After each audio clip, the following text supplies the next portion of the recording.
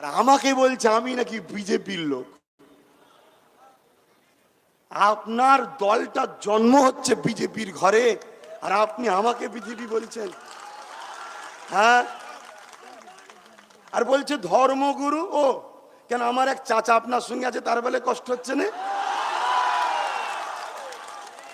মৌলানা সিদ্দিকুল্লাহ আপনার সঙ্গে আছে, কষ্ট হচ্ছে না? বরকতি রয়েছে, মাথায় হাত দিয়ে বলছে বাংলার ঘরে এইরকম মেয়ে জন্ম হোক যে নাকি দিনে 10টা মিথ্যা বলে, দাঁড়িয়ে বলে, বসে বলে, তার মতো মেয়ে জন্ম হোক, তার বেলায় কষ্ট হচ্ছে না? আর আমি বাম কংগ্রেসকে নিয়ে গরিবের হকের জন্য স্টেজে ব্রিকেটে দাঁড়িয়ে বলেছে অধিকার নিতে এসছি, অমনি কষ্টে গেল। আদিবাসী খেতে পাচ্ছে না, তারাও আমার মা বাবা, তারাও আমার ভাই বোন। দলিত খেতে পাচ্ছে না, তারাও আমার মা বাবা, তারাও আমার ভাই বোন। হিন্দুদের মধ্যে লক্ষ লক্ষ গরিব আছে, তারাও আমার মা বাবা, তারা আমার ভাই বোন। অনেক পুরোহিত আছে গরিব, তারাও আমার আপন হয়। মুসলিমদের মধ্যে গরিব আছে, তারা আমার আপন হয়। তাদের উভয়ের জন্য আমি যখন রাজনীতির প্ল্যাটফর্ম তৈরি করে অধিকারকে কাটতে চাইছি, তখন হয়ে গেলাম আমি সাম্প্রদায়িক। অথচ আমার কলমাকে নিয়ে মমতা ব্যানার্জি অপমান করেছে, ইসলামে আঘাত দিয়েছে মমতা ব্যানার্জি। জানেন না? জানেন না? এক তো উচ্চারণ করতে পারেন, জবান বেঁকা, মিথ্যা জবান, উচ্চারণ ঠিকভাবে করতে পারেন। আবার কলেমা শেষে সাল্লাল্লাহু আলাইহি সাল্লাম বলতে হয়, জানো না? অত অপমান করেছে না করেনি? যারা পরিমাণ তোমার মধ্যে যদি ঈমান থাকে, তোমাকে জবাব দিতে হবে। ধর্মের গরিবরা একটু আমাকে ভাইজান ভাইজান বলে ভালোবেসে তোমার পিছনে ছুটছে, এতে কষ্ট হচ্ছে কেন? মানুষ তো ভালোবেসে তোমাকে 10 বছর দিয়েছে। বলো কটা কলকারখানা করেছো? তুমি বলেছিলে না 6 মাসের মধ্যে শিল্প আনবো, এনেছিলে? উপরন্ত সিঙ্গুরের কারখানাটাকে বন্ধ করে দিলে। আজকে লাখ লাখ লোক ওখানে চাকরি পেত, বাইরের রাজ্যে যেতে হতো না। আর তুমি তো চাকরি দিতে পারলে না। আমার বাংলার সুসন্তানগুলো, যুবকগুলো, মা বাবা স্ত্রী বাচ্চা ছেড়ে কাকে ভালো লাগে বাইরে থাকতে? ভাই পেটের জ্বালায় বাইরে পড়ে আছে, যখন বিমার হয়েছে, করোনা হয়েছে, তোমাকে ফোন করছে আমায় নিয়ে আসো বা খাবারের ব্যবস্থা করে দাও। তুমি তো খাবারের ব্যবস্থা করলে না, নিয়ে আসলে না। উপরন্ত তুমি বললে যে আমি করোনা এক্সপ্রেস বাংলায় ঢুকতে দেবো না। তোমার বাংলার যুবকগুলো বাইরে যে ইনকাম করে বাংলার উন্নতি করছে, তাদেরকে তুমি করোনা এক্সপ্রেস বললে, তোমাকে জবাব দিতে হবে। পার্কে গেলে লিখা থাকে ফুলে হাত দেবেন না, লিখা থাকে না? থাকে না? তো ভোট কেন্দ্রে যখন ঢুকবেন ভাববেন এটাও একটা পার্ক, মনের অন্তরে দেখে নেবেন ফুলে হাত দেবেন না। কেন? ফুলে হাত দিয়া মানে বিজেপি শক্তিশালী হবে, টিএমসি কে জিতাবেন, লাভ মেরে বিজেপিতে চলে যাবে। যাচ্ছে না যায়নি? যাচ্ছে না যায়নি? আমি মিথ্যা কথা বলছি?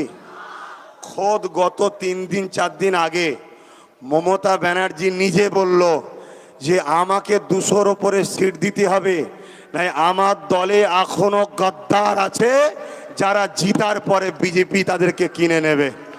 তা যে মমতা নিজের দলের লোককে গদ্দার বলে, আমি তো দুঃখ করি টিএমসি কর্মীগুলোর ওপরে, টিএমসি বন্ধুগুলোর ওপরে। আপনার নেত্রী আপনাকে গদ্দার বলছে, আপনার নেত্রী আপনাদের ঘরে তুচ্ছ তাচ্ছিল্য করছে, আপনারা তারপরও এই মমতা ব্যানার্জির পিছনে ছুটছেন, যে কিনা কয়েক হাজার কোটি টাকায় বিজেপির সঙ্গে এজেন্ট নিয়ে বসে আছে, বিজেপিকে বাংলায় আনার কন্টাক্ট নিয়েছে। তার নাম হলো মমতা ব্যানার্জি। আজকে মমতার ব্যাপারটা আমি ফাঁস করে দিয়েছি, তাই মমতার মাথা খারাপ হয়ে গেছে যে আমার গোপন কথা, আমার কথা ফাঁস করে দিল, তাই আজকে সে শুধু আমাকে টার্গেট করছে। এই মমতার নাম নিশানা মিটাতেই হবে। এ বাংলার যুবকরা, এই বিজেপির এজেন্টকে জবাব দাও, এই বিজেপির এজেন্টকে হারিয়ে দাও, এই বিজেপির এজেন্টকে জবাব দাও। মমতার কারখানায় তালা মারো, বিজেপি এমনি মুছে যাবে। ঠিক না বেঠে? দাদাগিরি দিচ্ছ, দাদাগিরি। তুমি আব্বাস সিদ্দিকীর সঙ্গে পাল্লা নিয়েছ, যদি দম থাকে কোনো বড় ময়দানে আসো না দেখি, চলো ডেট দিয়ে আসো দেখি কত বড় মস্তান হয়েছে দেখে নেবো। আইনি পাওয়ার দেখছো, প্রশাসন তোমার বাপের চাকর নয়, প্রশাসন কারো বাপের গোলাম নয়, প্রশাসন চলে জনগণের ট্যাক্সের পয়সায়। অতএব আপনাদেরকে জানিয়ে দিই, যে মমতা ব্যানার্জি নিজে বলছে আমার দলের ক্যান্ডিডেটের উপরে আমার আশঙ্কা হচ্ছে এ গাদ্দার গুলো বিক্রি হয়ে যাবে, আমি জানতে চাইছি মমতা যাদেরকে গাদ্দার বলছে তাদেরকে আমরাই বা ভোট দিই কি করে? কথা বুঝছেন না, বোঝেন না ভাই? গাদ্দার যাকে আমি তো বলিনি গাদ্দার, আমি বলছি দিদিমণি খোদ নিজে বলছে। একটু পড়ুন, একটু পেপার দেখুন, একটু চোখ খুলুন, আর কত অন্ধ হয়ে থাকবেন? বিশেষ করে আমার কমকে বলছি শুনুন, শুনছেন? আর গরিবদেরকে বলছি শুনুন, সে আদিবাসী হোক, দলিত হোক, হিন্দু হোক, মতুয়া হোক, যেই হোক, গরিবদের বলছি শুনুন, আসামেতে আজকে 20 লক্ষ বাঙালি ক্যাম্পের মধ্যে আছে, তার মধ্যে 14 লক্ষ প্লাস গরিব হিন্দু ক্যাম্পের মধ্যে রয়েছে। অতএব আপনারা ভাবুন, এই পদ্ম ফুল এরা মুখে বলে এক আর করে আর এক। এরা মুখে বলেছিল না হার সাল মে 2 করোড় নৌকরি দেंगे, বলেছিল না? বলেনে? দিয়েছে, কিন্তু 2 কোটি তো দূরের কথা, 20 কোটির উপরে চাকরি জনগণের কিনে নিয়েছে। ঠিক না বেঠিক? দ্বিতীয় নম্বর হলো, এই বিজেপি বলেছিল কালা ধন অপাস আয়েঙ্গে, হার किसी के खाते में 15 লাখ রুপিয়া ऐसा ही जाएंगे। কি গো, 15 লাখ টাকা কারো খাতায় গেছে? জোরে বলুন, গেছে? किसी ने पूछा अमित शाह को, यार ये अभी तक तो 15 लाख रुपया नहीं गए खाते में, क्या बात है? तो अमित शाह ने बोला एक जुमला था। अभी वो बीजेपी बंगाल में आके बोल रहे हम सोनार बंगला बनाएंगे। जब हम लोग अगर बेवकूफ बन जाएंगे तो जितने की बात बोलेंगे ये तो एक जुमला थे। শুনছেন? তাহলে বিজেপি কি শুধু মুসলমানদের দুশ্মন? বিজেপি হলো গরিবদের দুশ্মন। কাদের? গরিবদের। বিজেপি আমার দেশের দুশ্মন। আর সেই বিজেপিকে বাংলায় আনলো কে? ভয় খাচ্ছেন আপনারা? এ কাপুরুষ নাকি আপনারা? বলুন, বাংলায় বিজেপি কে এনেছে? কে কে এনেছে? কে এনেছে? কে এনেছে? চুরি করার চোরকে সাপোর্ট করা বেশি শাস্তি কার হওয়া উচিত ভাই? যে সাপোর্ট করে। ঠিক না বেঠিক? ধরুন কোন একটা বাড়িতে 15 ফুট দেয়াল দিয়া আছে, কখনো ডিঙিয়ে যাওয়া সম্ভব নয়। একজন কেউ বলল আমার কাঁধে ওঠ, তোকে আমি পার করিয়ে দিচ্ছি। যে কাঁধে তুললো বেশি বড় বদমাইশ, যদিও কাঁধে না তুলতো এই চুরি করতে পারতো না। অতএব এই কাঁধে করে বাংলায় যে বিজেপিকে এনেছে সে সব থেকে বড় বদমাইশ। ঠিক না বেঠিক? সে সব থেকে বড় বদমাইশ। এই কাঁধে করে বিজেপিকে বাংলায় এনেছে কে? 1998 সালটা মনে রাখবেন। অটল বিহারী বাজপেয়ীর হাত ধরে মমতা ব্যানার্জি জোট করেছিল, বলেছিল পশ্চিম বাংলায় পদ্ম ফুল আমি ফুটিয়ে দেখাবো, আমাকে সময় দেন আর অর্থ দেন। বিজেপি বলল তাই লাও, সময় নিল, অর্থ নিল। 2002-এ গুজরাটে দাঙ্গা হয়েছিল, ওই দাঙ্গাকারীদিগকে মমতা ব্যানার্জি ফুল পাঠিয়ে বলেছিল তোমরা ঠিক করেছো। 2003-এ RSS এর অফিস কি বলে পত্রিকা উদ্বোধনে মমতা ব্যানার্জি সেখানে গিয়েছিল এবং বলেছিল পশ্চিম বাংলায় আমাকে একটু সাপোর্ট করুন, আমরা বামফ্রন্টকে উল্টে দেব। এবং আনন্দবাজার পত্রিকায় রয়েছে বিজেপিকে ফন্ডে এনে লড়ব। বক্তব্যটা হলো মমতা ব্যানার্জির, আমার নয়। রেল মিনিস্টার ছিল, বিজেপির সঙ্গে জোট করে মমতা ব্যানার্জি কয়লা মন্ত্রী ছিল বিজেপির সঙ্গে জোট করে মমতা ব্যানার্জি, আমি নয়। কথা বুঝে আসছে না? নাই। কিন্তু দুঃখের বিষয়, আজকে মমতা ব্যানার্জি বলছে সংখ্যালঘু মুসলিম ভাইরা তুমি আব্বাসের কথা শুনে ভোট ভাগ করো না, কেন ফুরফুরার কেউ নয়।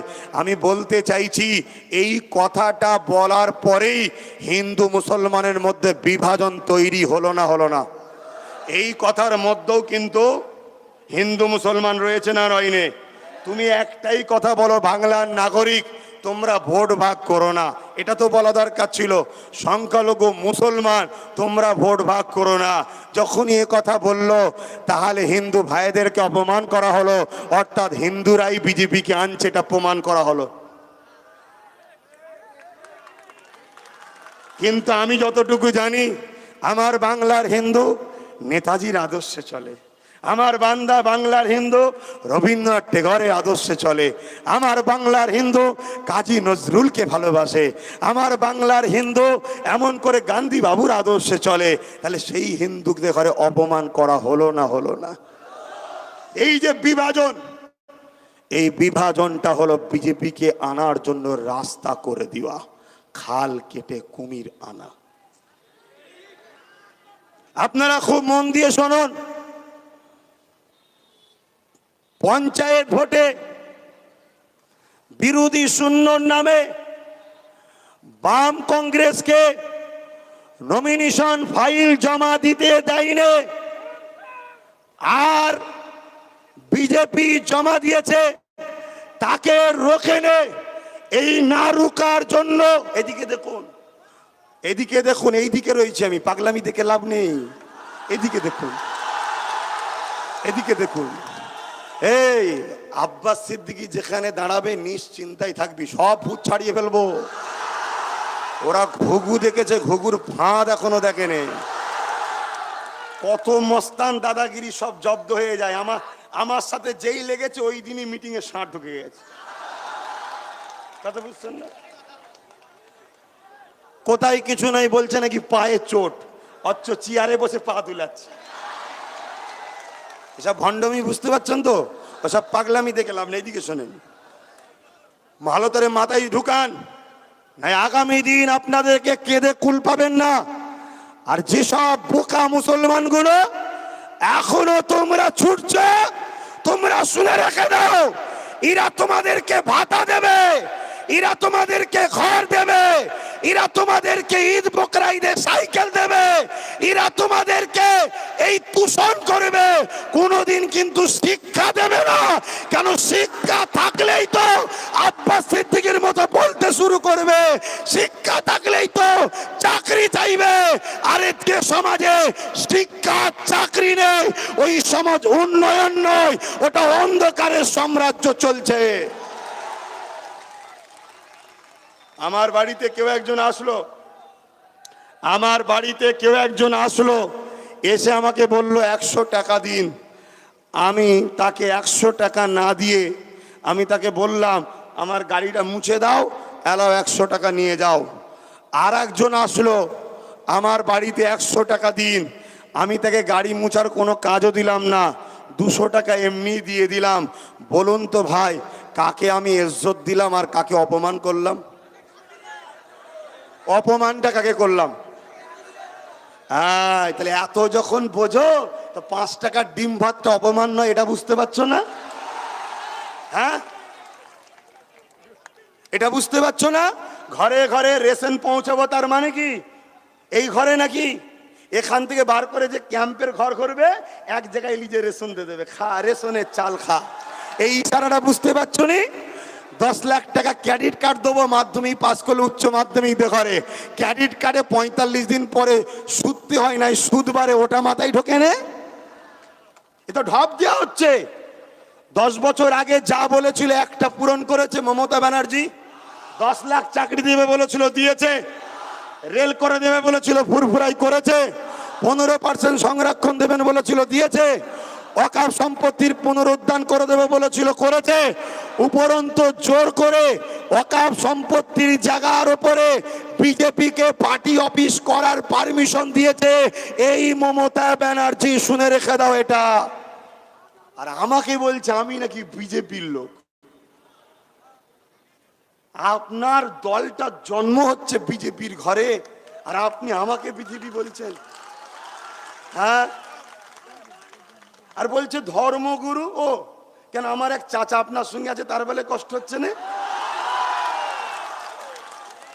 মৌলানা সিদ্দিকুল্লাহ আপনার সঙ্গে আছে, কষ্ট হচ্ছে না? বরকতি রয়েছে, মাথায় হাত দিয়ে বলছে বাংলার ঘরে এইরকম মেয়ে জন্ম হোক যে নাকি দিনে 10টা মিথ্যা বলে, দাঁড়িয়ে বলে, বসে বলে, তার মতো মেয়ে জন্ম হোক, তার বেলায় কষ্ট হচ্ছে না? আর আমি বাম কংগ্রেসকে নিয়ে গরিবের হকের জন্য স্টেজে ব্রিকেটে দাঁড়িয়ে বলেছে অধিকার নিতে এসছি, অমনি কষ্টে গেল। আদিবাসী খেতে পাচ্ছে না, তারাও আমার মা বাবা, তারাও আমার ভাই বোন।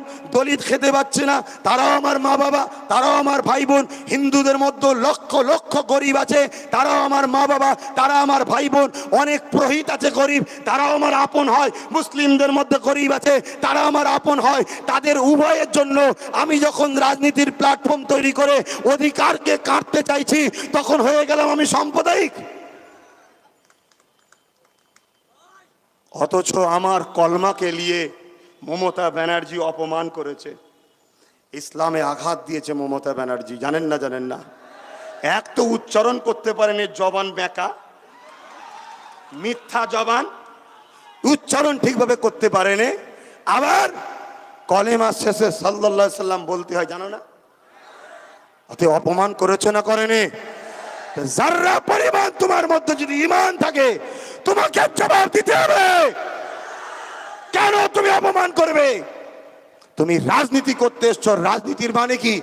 রাজনীতির মানে কি? রাষ্ট্র সেবা, রাষ্ট্রবাসীর সেবা। ওখানে কোরআন পাঠ করে, কলেমা পড়ে মুসলিমদেরকে বুঝালে হবে না যে আমি তোমাদের দরদি, আর ঘুমটার পিছনে চাকরি দিবার বেলায় মুসলমান পথ, কর্মসংস্থানের বেলায় পথ, শিক্ষার বেলায় পথ, মারপিটের বেলায় লিয়াও মুসলমানকে, খুন করার বেলায় লিয়াসো মুসলমানকে। এই দাদাগিরি, এই দুর্নীতি বন্ধ করতে হবে। শুধু আমি নাবাতে একটা জিনিস ব্যতিক্রম হয়েছে। ওই ব্যতিক্রমটা কি? ওই ব্যতিক্রমটা কি? প্রত্যেকটা ধর্মের গরিবরা একটু আমাকে ভাইজান ভাইজান বলে ভালোবেসে একটু আমার পিছনে ছুটছে। এতে কষ্ট হচ্ছে কেন? হ্যাঁ, মানুষ তো ভালোবেসে তোমাকে 10 বছর দিয়েছে। বলো কটা কলকারখানা করেছো? তুমি বলেছিলে না 6 মাসের মধ্যে শিল্প আনবো, এনেছিলে? উপরন্ত সিঙ্গুরের কারখানাটাকে বন্ধ করে দিলে। আজকে লাখ লাখ লোক ওখানে চাকরি পেত, বাইরের রাজ্যে যেতে হতো না। আর তুমি তো চাকরি দিতে পারলে না। আমার বাংলার সুসন্তানগুলো, যুবকগুলো, মা বাবা স্ত্রী বাচ্চা ছেড়ে কাকে ভালো লাগে বাইরে থাকতে? ভাই, পেটের জ্বালায় বাইরে পড়ে আছে। যখন বিমার হয়েছে, করোনা হয়েছে, তোমাকে ফোন করছে আমায় নিয়ে আসো বা খাবারের ব্যবস্থা করে দাও। তুমি তো খাবারের ব্যবস্থা করলে না, নিয়ে আসলে না। উপরন্ত তুমি বললে যে আমি করোনা এক্সপ্রেস বাংলায় ঢুকতে দেবো না। তোমার বাংলার যুবকগুলো বাইরে যে ইনকাম করে বাংলার উন্নতি করছে, তাদেরকে তুমি করোনা এক্সপ্রেস বললে, তোমাকে জবাব দিতে হবে। এইভাবে যখন আমি তথ্যগুলো তুলছি, দেখছি আমার তো ভাঁড় ভেঙে দিচ্ছে। লাস্টে বলছি ফুরফুরার কেউ নাই। আমি ফুরফুরার কেউ নাই। আপনি কোথায় গিয়ে আমার সঙ্গে দেখা করতে গেছিলেন? ফুরফুরাই তো নাকি? কেউ হয়তো ফুরফুরার নাকি? কথা বুঝছেন না? বোঝেন না? না ঢিলে হচ্ছে না, হয় নাই।